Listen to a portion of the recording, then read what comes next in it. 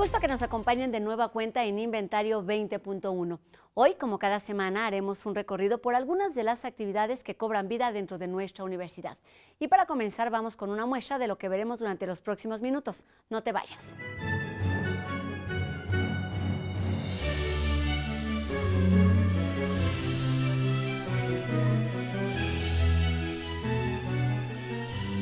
Especialistas de México, Estados Unidos y distintos países de Europa participan en el coloquio Economía Política y Medios Digitales que organiza la Facultad de Ciencias Políticas y Sociales.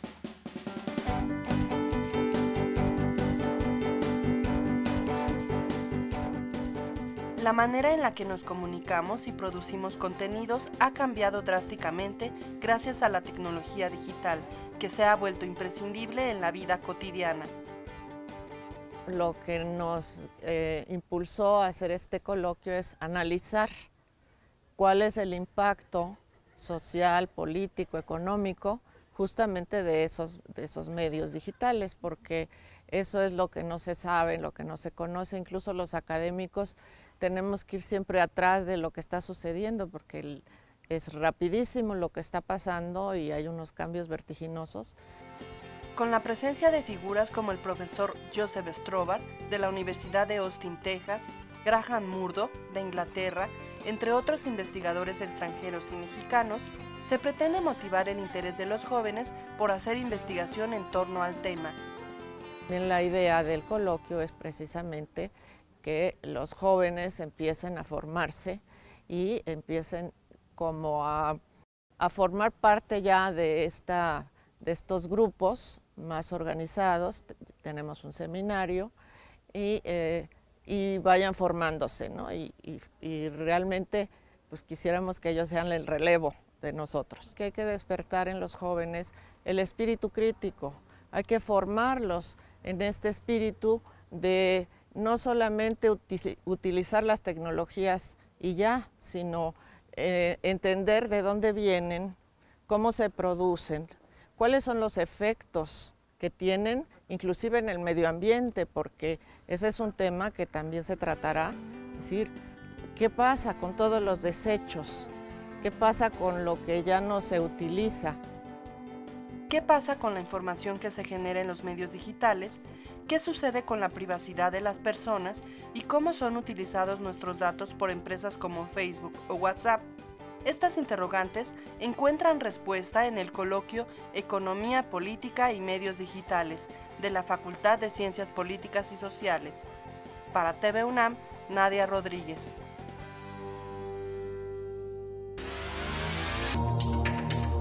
En uno de los laboratorios de la FES Cuautitlán se desarrolla una tecnología que ayuda a la producción agrícola. Su objetivo es ayudar a proteger y conservar los granos y semillas. México ocupa el 10º lugar a nivel mundial en la producción de alimentos, y el sector agrícola juega un papel muy importante en la economía del país. Una de las problemáticas en cuanto a producción agrícola es que una vez que obtenemos las semillas o los granos, si es que los vamos a utilizar como cereales para consumo humano directo o indirecto, se presentan muchísimas problemáticas para su conservación. La contaminación, la invasión de insectos y la aparición de plagas y hongos generadores de toxinas son algunos de los problemas que se enfrentan en los cultivos. En el Laboratorio de Transformación y Tecnologías en Alimentos de la FES Cuautitlán, desarrollaron un compuesto químico para combatir la inhibición del hongo y la conservación de las propiedades en los granos. Se trata de nanopartículas transformadas en una mezcla de líquidos que se esparce por medio de gotas muy finas sobre algunas semillas. Nos dimos cuenta que las semillas que tenían nanopartículas, después del tiempo, no tenían crecimiento de microorganismos, que es una de las problemáticas principales cuando los granos están almacenados y expuestos a diferentes temperaturas y humedades.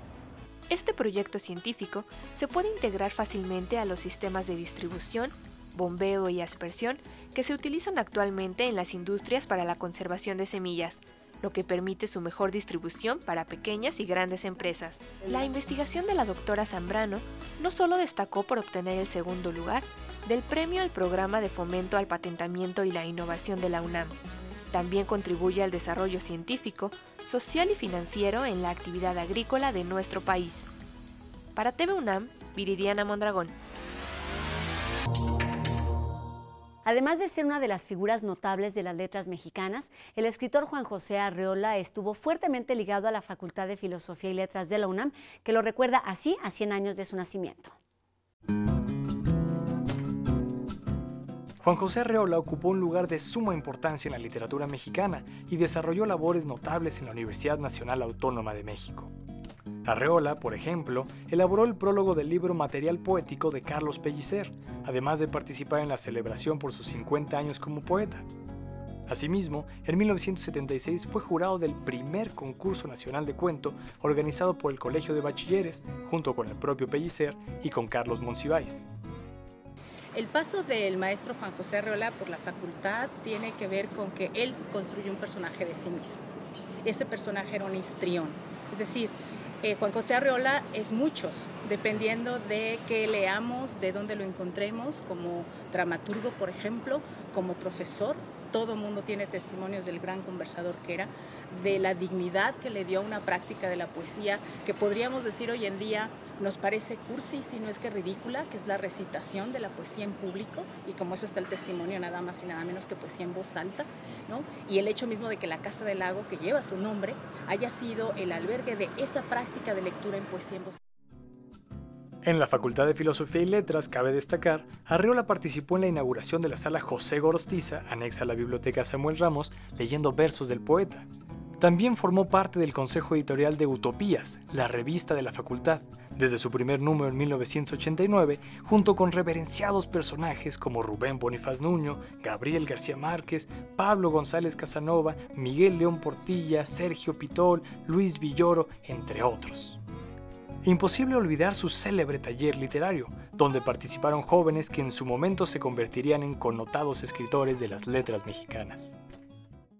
Él llegaba a clase y decía textos, textos, y entonces uno, con cierto temor, con cierto pudor, le entregaba el texto a Arreola, porque era Arreola quien leía el texto de los talleristas, y la verdad es que lo leía tan bien que mejoraba el texto que uno había entregado, y podía ser muy crítico, pero siempre muy respetuoso del texto ajeno, y muy, diría que, aportativo a lo que ese texto necesitaba para tener la suficiencia o la redondez o la eficacia literaria que se exigía. El paso de Juan José Arreola también por esta facultad tiene que ver con la capacidad que tiene la universidad inherente de crear para la sociedad a la cual sirve, que es la sociedad mexicana.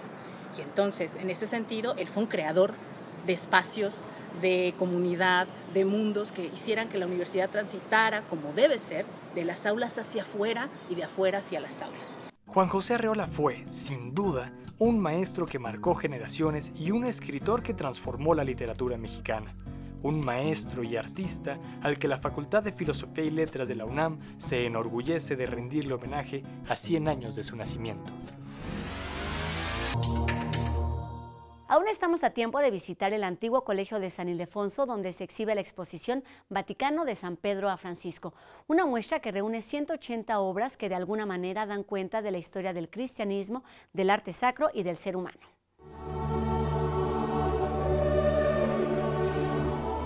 Se cree que San Pedro fue el primer papa en la historia de la Iglesia Católica Romana. Desde ese momento y hasta la llegada del Papa Francisco han pasado más de 2000 años. 2000 años de historia, de arte, de cultura y de fe. Con la exposición Vaticano de San Pedro a Francisco se conmemoran 25 años de las relaciones diplomáticas entre el Gobierno de México y la Santa Sede. Hay que recordar que el Vaticano es un gran coleccionista de arte y que si no fuera por esas colecciones no podríamos contar con estos testimonios de la humanidad. A veces pensamos, no, Vaticano solo el religioso, pero también tenemos que considerar que, bueno, la religión cristiana es parte de la humanidad y mucha relación también con nuestro país, pero también en estos 2000 años son testimonios del arte que realizó el ser humano, son testimonios de este devenir del hombre y que a lo mejor lo plasma al pintar un santo, pero que lo que estamos viendo ahí va más allá de lo espiritual. Los colores y estilos de esta simbólica exposición nos trasladan a la Plaza de San Pedro a través de un modelo original de la columna de la Inmaculada Concepción, muestra de la arquitectura vaticana. El recorrido está dividido en 5 núcleos temáticos y una sala introductoria que se distribuye alrededor de 9 salas en las que se muestra el desarrollo y evolución del Vaticano y la Basílica de San Pedro. Todo converge en el Vaticano y desde el Vaticano todo se expande por el mundo. Y por lo tanto, una serie de obras cuentan la construcción de la basílica. Desde el primer monumento erigido sobre la tumba de San Pedro, 100 años después de su muerte, el famoso Trofeo de Gallo, a la construcción de la primera gran basílica vaticana. La muestra reúne piezas de artistas como Bernini, Tiziano, Venusti y Rafael, así como documentos, esculturas, pinturas y objetos litúrgicos como la triple tiara del Papa León XIII, el velo de Santa Cecilia o el relicario de San Pedro, que se presentan en un espacio de más de 1.600 metros cuadrados y repasan los acontecimientos más importantes de la cultura cristiana, con distinguidas obras consideradas Patrimonio Cultural de la Humanidad. Vaticano de San Pedro a Francisco se exhibe en el antiguo Colegio de San Ildefonso hasta el 28 de octubre. La entrada es libre y es necesario previo registro en línea. Para TV UNAM, Viridiana Mondragón. En la década de los 60 se instalaron en la Facultad de Ingeniería unas vías de ferrocarril que dan muestra del trabajo que realizan los especialistas en esta materia.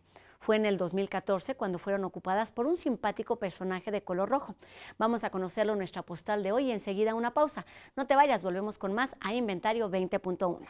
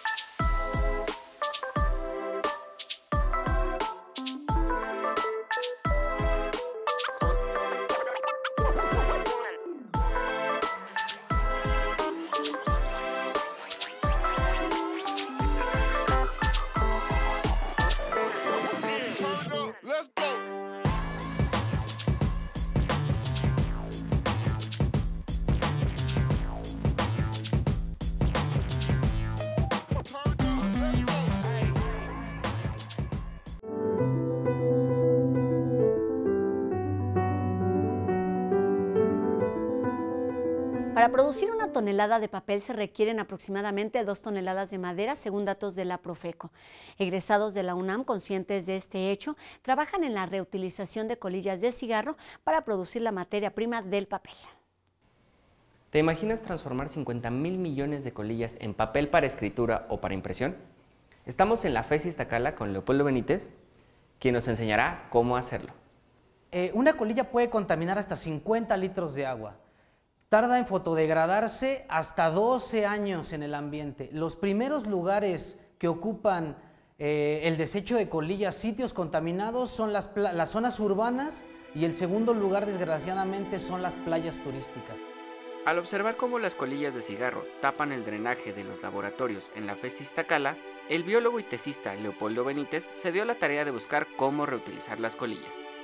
Vamos a buscar un remedio biológico para este problema de las colillas de cigarro. La interacción de los componentes de la colilla hecha de acetato de celulosa y un hongo que crece en los árboles permite generar un tipo de pulpa que ayuda a la fabricación de papel.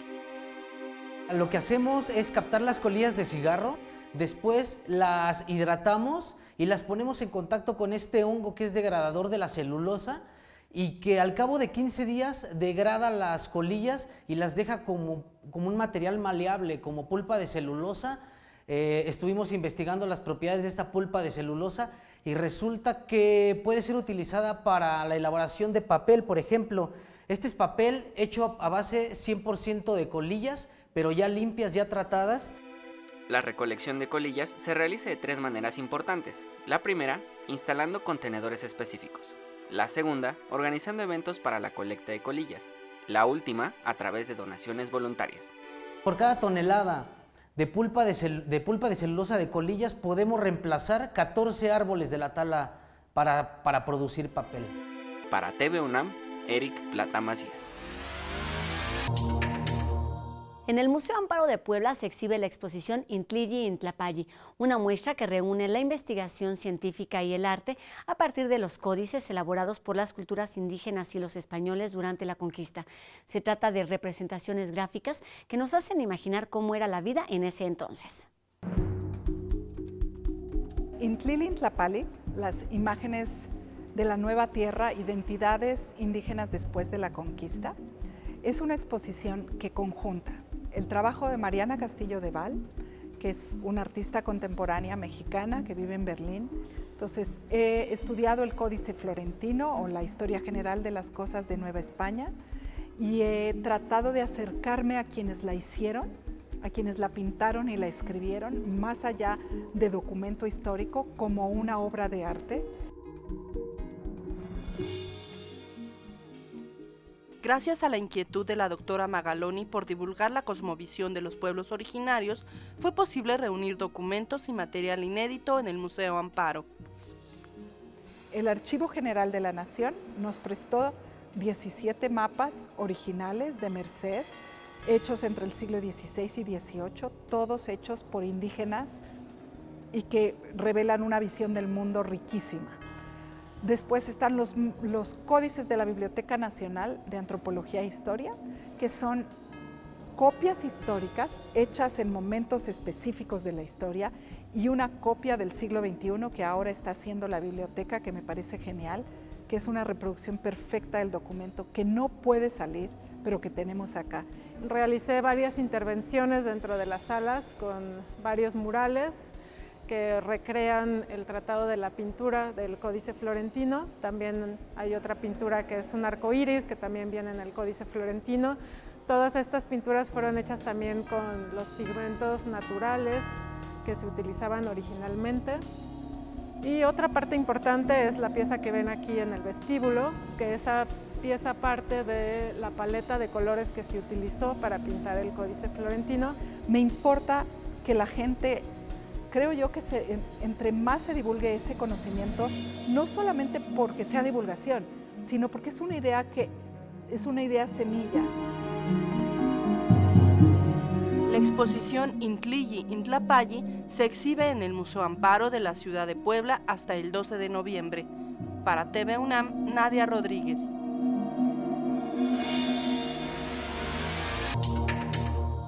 Hoy en Primera Persona hacemos un sentido homenaje a la doctora Margarita Peña, quien fuera decana de la Facultad de Filosofía y Letras. Escritora y especialista de la literatura española de los siglos de oro y novohispana, es recordada también por sus estudios sobre los escritos de las monjas durante la Inquisición.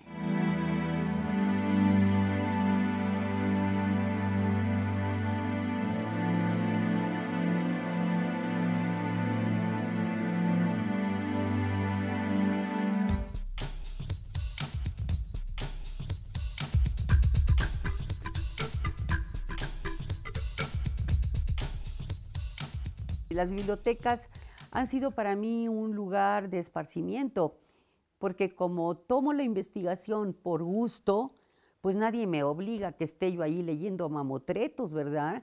Entonces, pues yo diría que son parte de mi vida, ¿no? No soy rata de biblioteca, debo decirlo, porque me encanta la vida y todo lo demás. La cátedra Juan Ruiz de Alarcón surgió porque en la facultad existen varias cátedras. Entonces yo, metida con Alarcón así hasta las cachas, ¿verdad?, se me ocurrió que debía haber una cátedra que de algún modo llevara su nombre. El doctor Barnés de Castro hizo la declaratoria de la inauguración de la cátedra, como quien dice, ¿no? Fue algo tan curiosa. Sucedieron dos cosas un poco chuscas. Fue que el rector Barnés de Castro estaba tan emocionado, nervioso o lo que fuera, que volcó la jarra de agua sobre la mesa. Yo lo tomé con sentido del humor y le dije a Gonzalo Celorio, al director, le dije, mira, ¿sabes qué? Aquí anda Alarcón haciendo de las suyas. Está muy feliz de que se le reconozca en su patria, ¿no? Y mira, aquí está don Floripandio Tayudo, príncipe de la Chunga.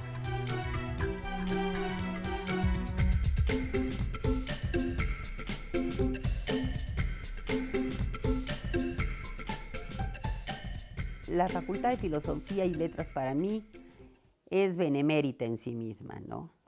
Yo la amo, me he pasado allí más de 50 años, primero como alumna y luego como docente, como maestra. Quiero mucho mi facultad. Ha sido un semillero de buenos maestros y un semillero de buenos alumnos, que son mis colegas, a los que yo estimo muchísimo. Yo me defino como una persona que estaba ya abocada por nacimiento a trabajar con libros, a trabajar con literaturas, a trabajar en bibliotecas. Y es lo que diría, y también a formar alumnos, por supuesto, que son la alegría de mi vida. Vamos a descubrir algunos detalles de este edificio cuya historia comenzó muchísimo antes de que fuera parte de nuestra universidad.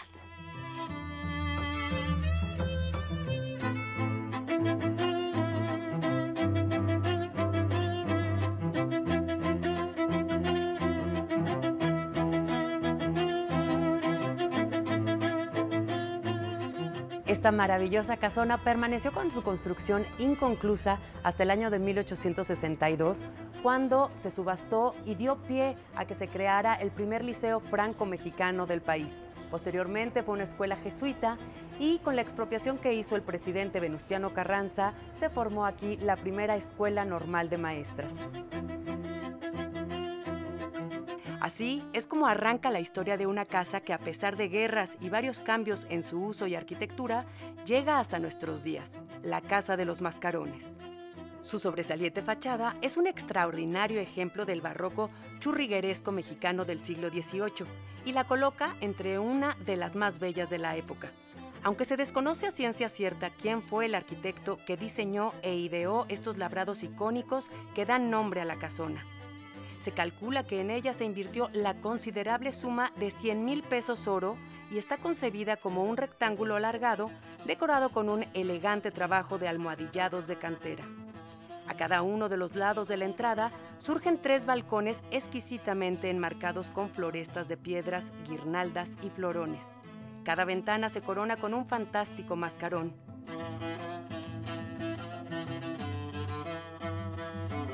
Son admirables también las 8 pilastras que dividen la fachada, 6 pedestales ricamente ornamentados con ramos de tallos y frutos nos sorprenden al convertirse exquisitamente en unos jóvenes vestidos de romanos, ángeles probablemente.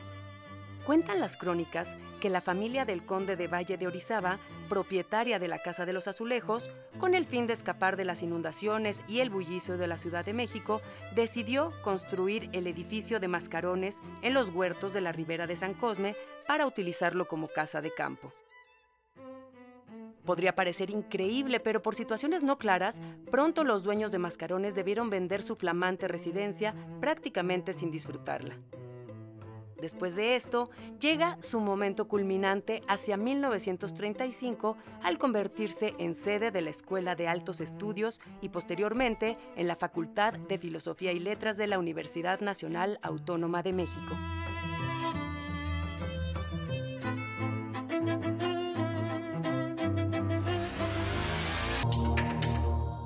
Y para terminar, los dejo con algunas recomendaciones para que ustedes decidan qué hacer durante los próximos días y yo los espero aquí la próxima semana en Inventario 20.1. Adiós.